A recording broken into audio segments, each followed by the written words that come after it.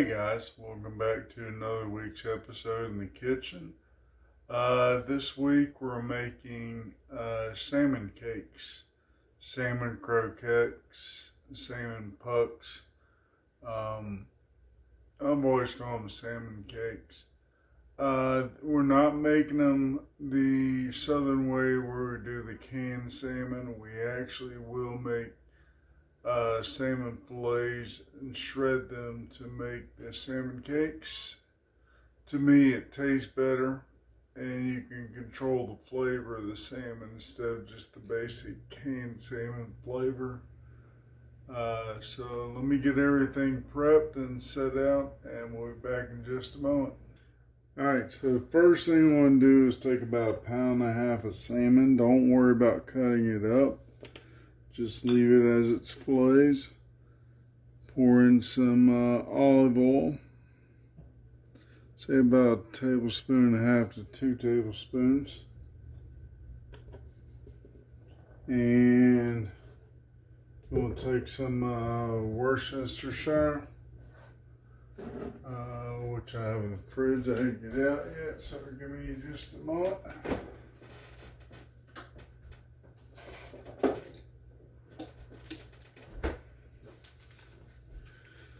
Add about 2 teaspoons.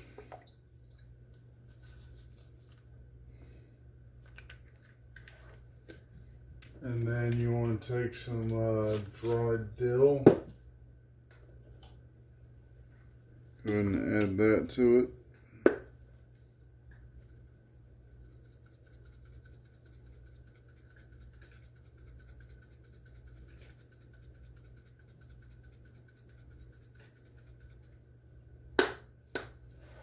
And maybe a little more. Shaker doesn't really get enough out fast enough. There you go, about that much. Next up, I'm going to throw a little bit of ranch seasoning on it. Say about 1.5 teaspoons, maybe 2 teaspoons.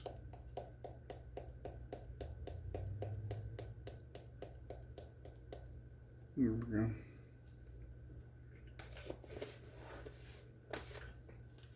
And that should be enough. So we'll go ahead and give that a mix.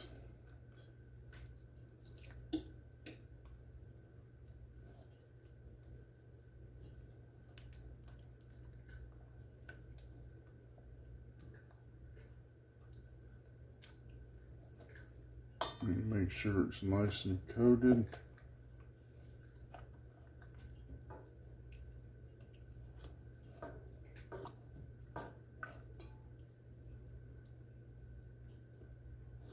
This one.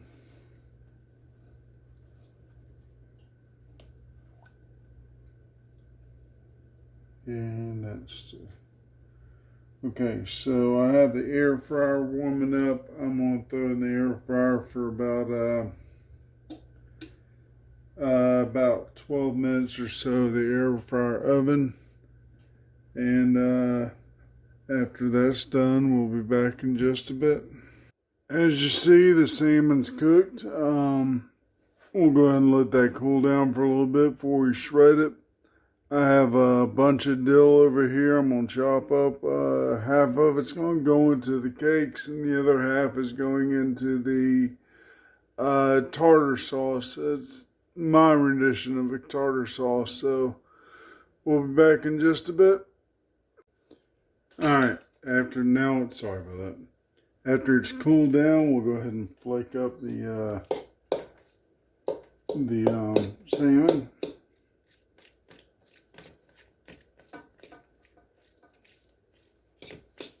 It's okay to leave the oil, the drippings in the bottom.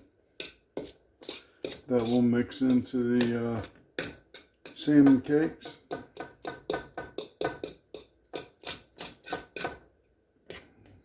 I'm about to knock that off.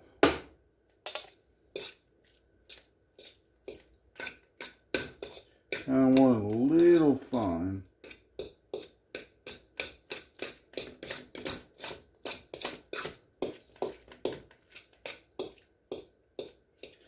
Alright, one at a time. Go ahead and do a cup and a half of panko, Japanese breadcrumbs. Mix it in real good, get that nice incorporated with the fish. This also kind of helps chop up the fish a little bit more. Sorry about the camera there.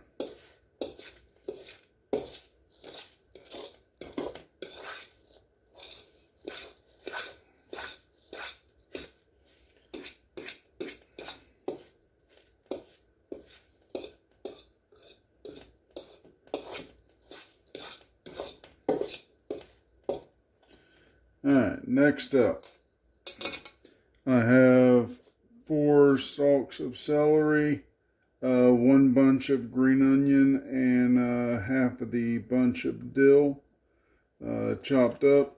Go ahead and incorporate that in.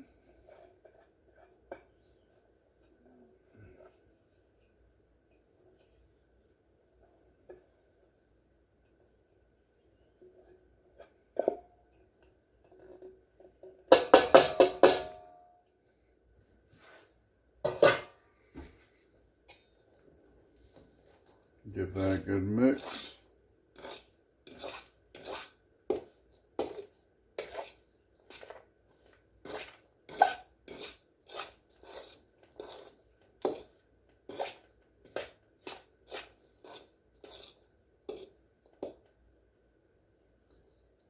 All right, next up, 2 large eggs.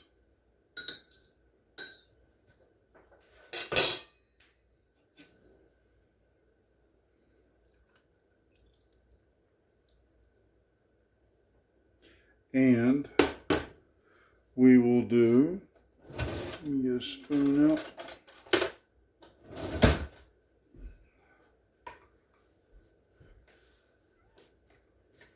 3 heaping spoons of mayonnaise, or just 4 tablespoons. If you want to measure it, it's 1, 2, and 3.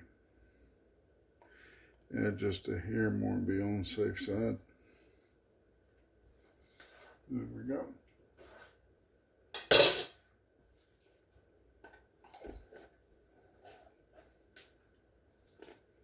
Leave the mayonnaise out. We will be using it in a moment. Juice from 1 lemon. And about a tablespoon of salmon seasoning. I use Chef Prud'homme's.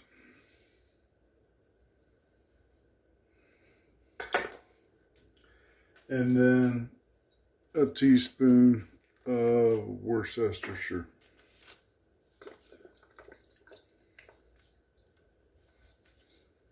And again, leave that out because we're going to be using that for the tartar sauce.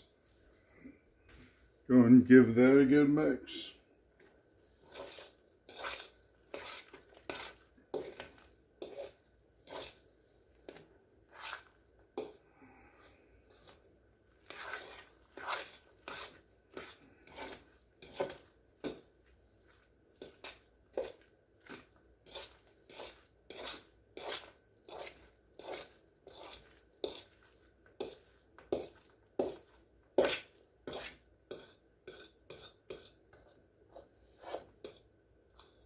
This will be going in the fridge and sitting for a little while.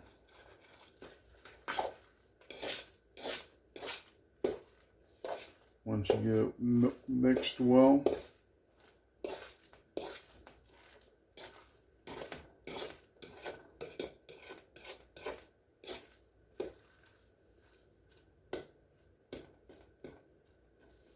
go ahead and mash it down real good, pack it in.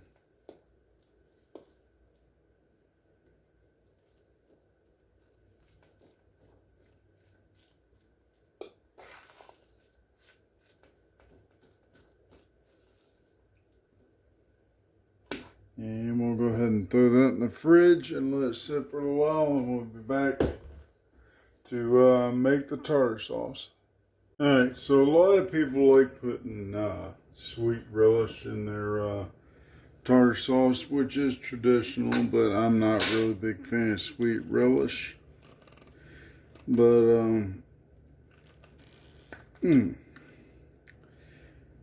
I do like capers. That is another traditional ingredient in tartar sauce. Put a little bit of brine there. This is the other half of the dill that I chopped up earlier. Go ahead and take your spoon. Put a few capers in there. And about a tablespoon of them. I think that's all, yep.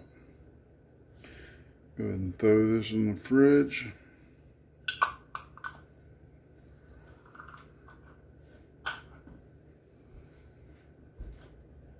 Which I can use these capers later on for making an Italian chicken dish, which will be another episode.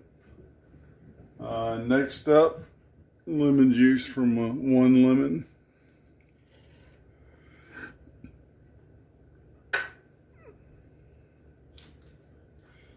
About a teaspoon of Worcestershire. Some people like to say Worcestershire. There we go.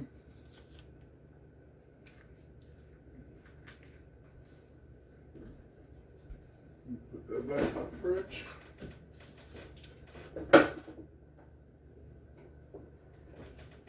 Just a touch of Dijon. Not much at all. Well, as always, the water likes to collect, which is not a bad thing. There we go, about that much Dijon. You don't want much.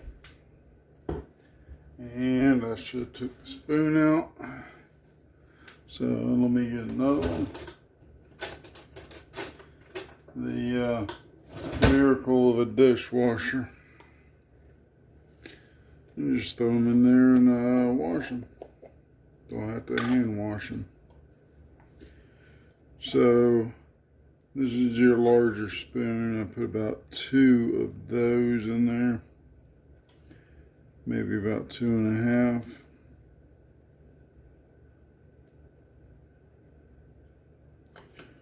Throw it in there.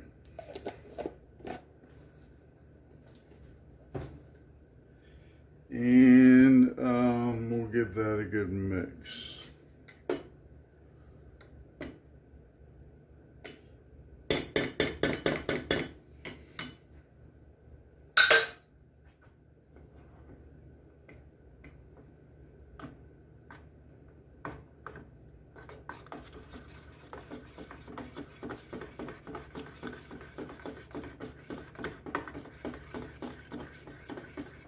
It's kind of a dill sauce slash tartar sauce, but like I said, it doesn't have the sweet pickle in it.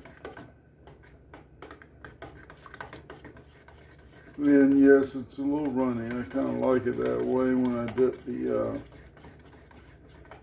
salmon croquettes in it, or you can just pour it on top of the salmon cakes.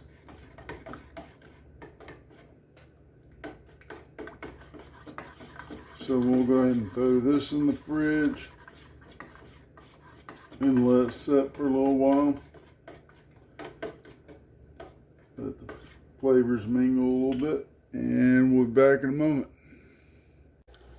Alright, so my pan's warming up over medium heat. I have 2 cakes already patted out here. We'll go ahead and add a little bit of olive oil to it. Wait till the pan comes up to heat before you put the salmon cakes on there. Say about that much. And again, tip about using cast iron. Do not use metal utensils. Get yourself wooden utensils.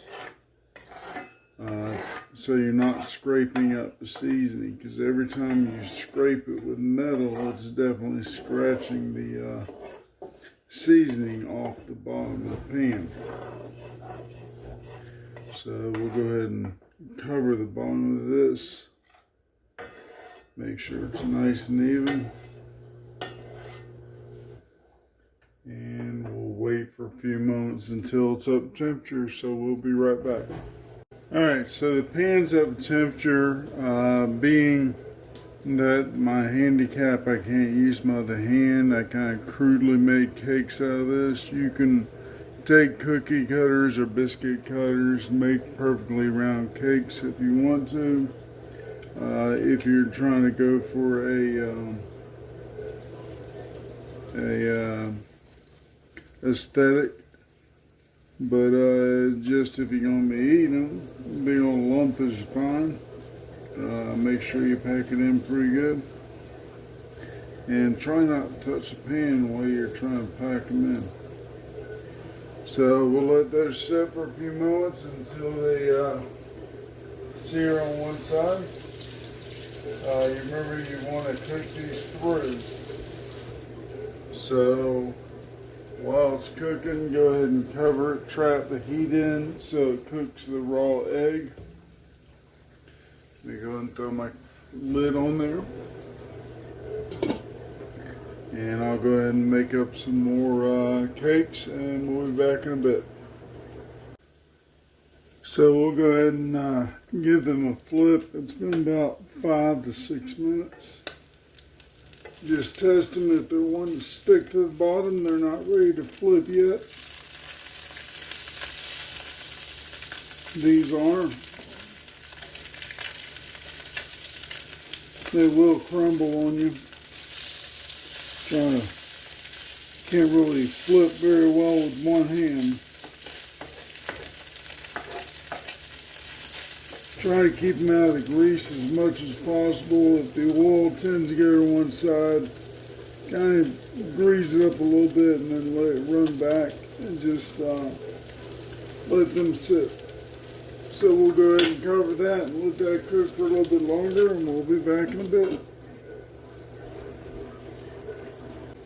Alright, so we'll go ahead and take these off and get another set started.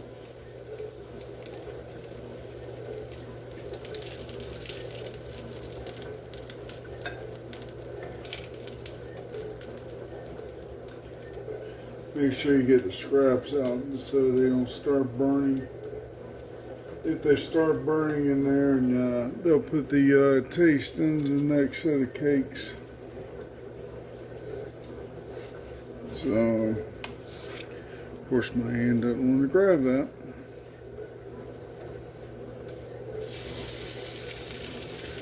Put it in there, and your best bet is just do these 2 at a time. It works out for the better. Put those in, cover it. Water will kind of freak out every once in a while. That'll be fine. So give that about 5 minutes or so, and go ahead and flip it. Let me go ahead and get the rest of these cooked up, and we'll be back in a bit. Alright, so the salmon steaks are our salmon cakes are pretty well done. It goes good with chopped asparagus. And what I'll do is take this sauce. I mean, it's not exactly a tartar sauce. I would say it's more of a lemon, dill, and caper sauce. You want to go ahead and drizzle it on the salmon cakes. It also goes good on the asparagus.